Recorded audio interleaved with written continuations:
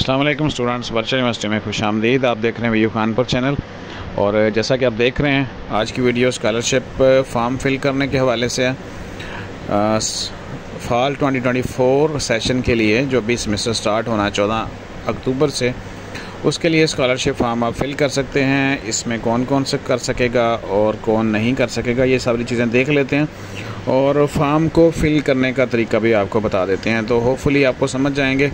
इतना मुश्किल फॉर्म नहीं है, आसान है। और अप्लाई करें और फिर उसके बाद बाकी चीज़ें यूनिवर्सिटी पे छोड़ दें।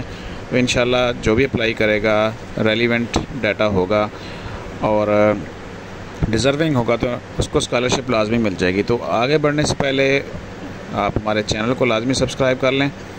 वीयू खानपुर चैनल सब्सक्राइब करें, नोटिफिकेशन को ऑन करें और साथ में जो हमारा व्हाट्सएप चैनल है आप उसको भी ज्वाइन कर लें। इसके ऊपर भी आपको जो अपडेट्स हैं वो मिलती रहेंगी। तो चलें, सबसे पहले आपने LMS ओपन करना है। LMS में हम चले जाते हैं होम पेज के ऊपर, क्योंकि जैसे आप ओपन करेंगे तो आप इस जो स्टेटस है होम पेज का वहाँ पे आएंगे। तो वहाँ पे आने के बाद आपने क्या करना है, और कोशिश करें कि जब आप फॉर्म फिल करें तो आप लैपटॉप या कंप्यूटर के ऊपर करें। मोबाइल के ऊपर फिल करना मुश्किल हो जाता है थोड़ा सा। तो यहाँ पे जो मेन्यूज़ हैं LMS के, आपने सीधे चले जाना है स्टूडेंट सर्विस में।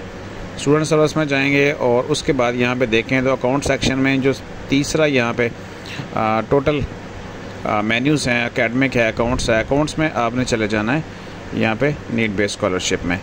अब आ जाएँ यहाँ पे कौन अप्लाई कर सकता है। तो यूँ सिंपल मैं आपको बता देता हूँ कि जिसका फॉर्म यहाँ पे ओपन हो, लिखा हो कि आप एलिजिबल है, मतलब लिखा भी नहीं होगा, सिंपल जब आप इसको क्लिक करेंगे नीड बेस्ड स्कॉलरशिप फॉर्म को तो ये फॉर्म आपका ओपन हो जाएगा। अगर आप एलिजिबल नहीं होंगे तो आपका फॉर्म ये ओपन ही नहीं होगा और सिंपल लिखा होगा कि you are not eligible. Eligible में कौन नहीं हो सकता, एक तो यह है कि इंटर में अभी जिन्होंने अप्लाई किया है, अगर इंटर में उनके 60% से कम नंबर होंगे तो वो एलिजिबल नहीं होंगे। 5वें सेमेस्टर वाले एलिजिबल नहीं होते हैं। ये मेन कैटेगरीज़ है, यानी रिक्वायरमेंट्स हैं जो हैं। तो अब मैं आपको फॉर्म फिल करना सिखाता हूँ। यहाँ पे देखें ऊपर दो चीज़ें हैं, सेल्फ़ सपोर्टेड और फैमिली सपोर्टेड। सेल्फ़ सपोर्टेड से मतलब है कि कोई बंदा शादीशुदा है और अपने अखराजात खुद उठा रहा है, साथ में पढ़ रहा है, तो वो सेल्फ़ सपोर्टेड है। और फैमिली सपोर्टेड है कि कोई जॉब वगैरह तो नहीं करते आप, लेकिन आपको जो है वो आपके पेरेंट्स हैं, फैमिली है, आपको सपोर्ट कर रही है और आप पढ़ रहे हैं। तो इस हिसाब से आपने फॉर्म फिल करना है। यहाँ पे हम सेल्फ़ सपोर्टेड से शुरू करते हैं। यहाँ पे मैं आपको बताऊँ कि करना क्या है। यहाँ पे सिंपल आपने CNIC नंबर लिखना है। सेल्फ़ सपोर्टेड का मतलब है स्टूडेंट अपना डाटा लिखेगा। जैसे यहाँ पे ये स्टूडेंट का नाम मोहम्मद अजमल है, तो यहाँ पे ये अपना CNIC लिखेंगे और आगे क्या काम करते हैं, जॉब है, बिज़नेस है। बाज़ औक़ात ऐसे होता है कि छोटी मोटी दुकान है, कारोबार किया हुआ है और जॉब हो सकती है, तो फिर आपने क्या करना है, जॉब के ऊपर क्लिक कर देंगे। अदर में है तो मज़दूरी है, लेबर है, कुछ भी कर देंगे, आप लिख देंगे। तो यहाँ पे NTN नंबर को आपने खाली छोड़ देना है, ठीक है। उसके बाद आ जाएँ business company name, company information. यहाँ पे सारे का सारा डाटा आपका आएगा। यानी हम किसका फॉर्म फिल कर रहे हैं, मोहम्मद अजमल का, तो यहाँ पे वो मोहम्मद अजमल लिखेगा। यहाँ पे अपना एड्रेस आ जाएगा, फ़ोन नंबर आ जाएगा और मोबाइल नंबर जैसे फॉर्मेट है यहाँ पे ऐसे लिखा जाएगा, +92 आगे कोड और उसके बाद आगे नंबर जो लिखा जाएगा। ईमेल लाजमी लिखें। डेजिग्नेशन मतलब लेबर है, जॉब कर रहा है, मैनेजर है, दर्जी है, इलेक्ट्रीशियन है, कुछ भी है, जो भी है वो यहाँ पे लिखा जा सकता है। और लिखा है कि for how long you are working, तो कब से काम कर रहे हैं। हो सकता है कोई 10 सालों से काम कर रहा है, वो 8 सालों से काम कर रहा है। जितना अर्सा आपको काम करते हुए हो चुका है वो आप यहाँ पे मेंशन कर देंगे। एनुअल इनकम आप हिसाब लगा लें कि कितना कमा रहे हैं, ठीक है। आप महाना अगर किसी की 40,000 तनख्वाह है तो यूँ समझ लें कि 4,80,000 रुपये कमा रहा है।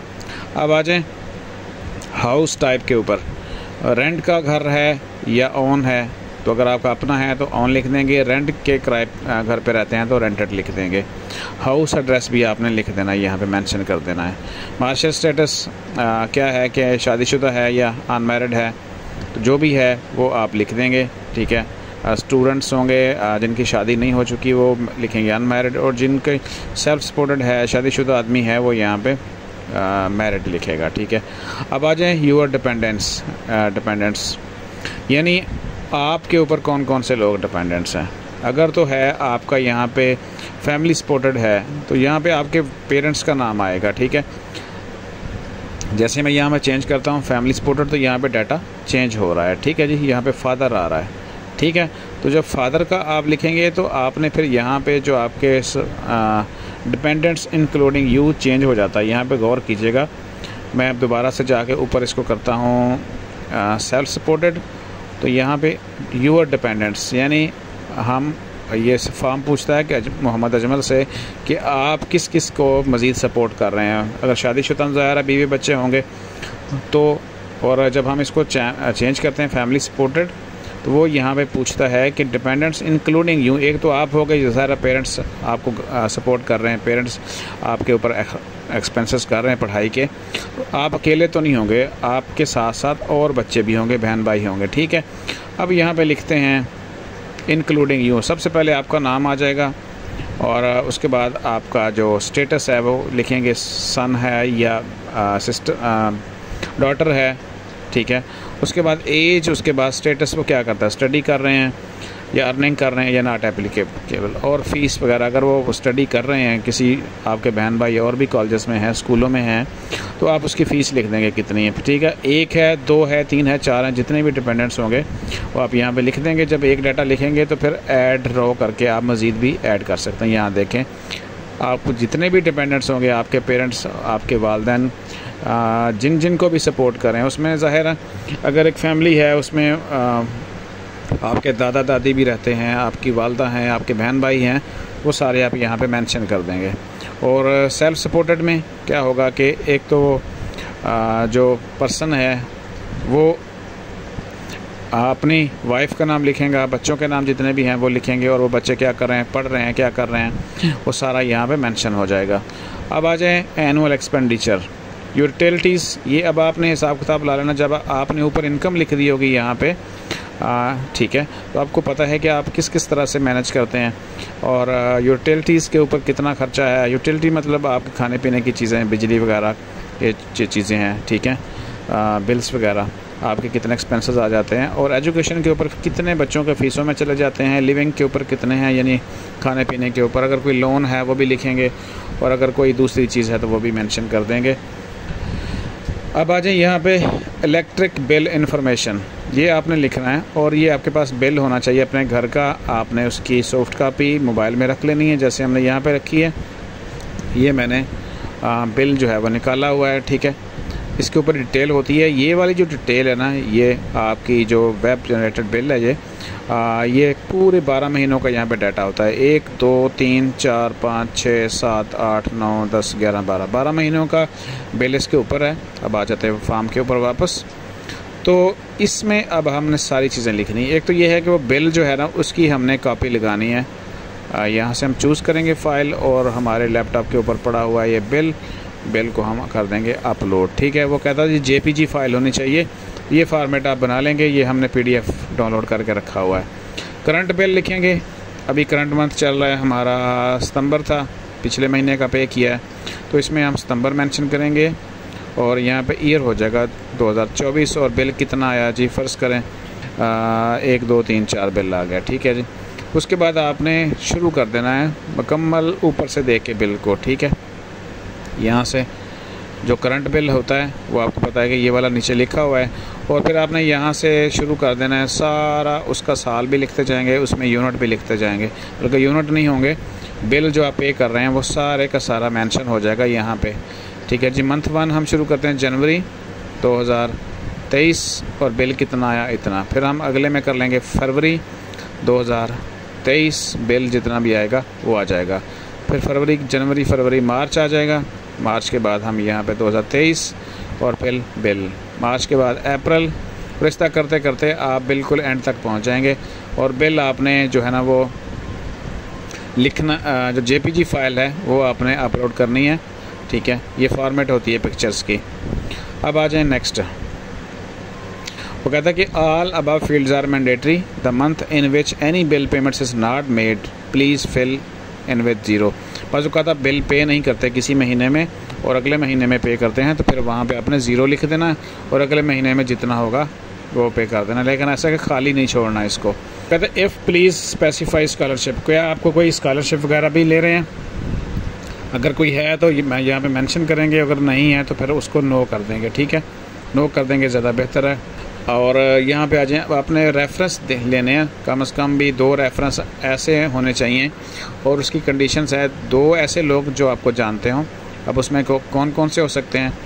अंकल हैं, आंटी हैं, नेफ्यू हैं, नीस हैं, कज़न है, रिलेटिव है, फ्रेंड है, father's friend, mother friend, colleague, father colleague, mother's colleague, brother sister's colleague, roommate, इनमें से कोई भी आप लिख सकते हैं, ठीक। उसका नाम लिखेंगे, उसके साथ अपना रिलेशनशिप लिखेंगे, जैसे फ़र्ज़ करें हम लिख देते हैं जी, और लिख दिया कि वो हमारे अंकल हैं, ठीक है। और आगे क्या करना है कि वो डेजिग्नेशन उनका लिखेंगे, वो टीचर हैं, दर्जी हैं, इलेक्ट्रीशियन हैं, प्लम्बर हैं, मैनेजर हैं, इसके अलावा क्या हो सकता है, जो भी हो सकता है डेजिग्नेशन उसका हो सकता है, वो आप लिख सकते हैं। उनका CNIC होगा, यहाँ पे उसका डाटा लिखना है, जिसका आप रेफरेंस लिख सकते हैं।